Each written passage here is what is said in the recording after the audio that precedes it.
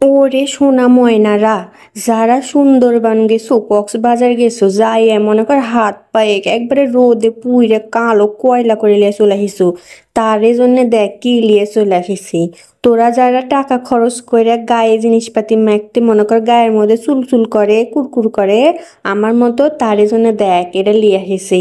এইভাবে একবার যদি বাড়িতে বানায় রাখিস মনে কর 1 সপ্তাহ চলে যাবি, আর 1 সপ্তাহ পরে তোরা আমার কাইসে কমেন্ট করতে বাধ্য হবি, ওরে মমি খালা তুমি কি শিখাই দিছো, আমার গা তো মনে কর একবারে ঝকঝক ঝকঝক করিচ্ছে।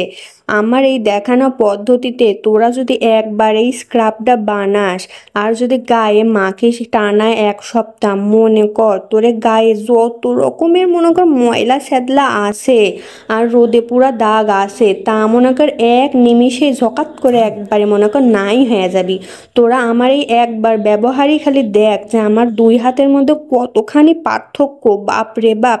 আমি কিসের জন্য যে এটা আগে জানলাম না, আগে জানলে মনে কর এতদিন যে কোনটি চলে যাইতাম, এমন সাদা হয়ে যাইতাম তোরা আমার খুঁজেই পেতো না।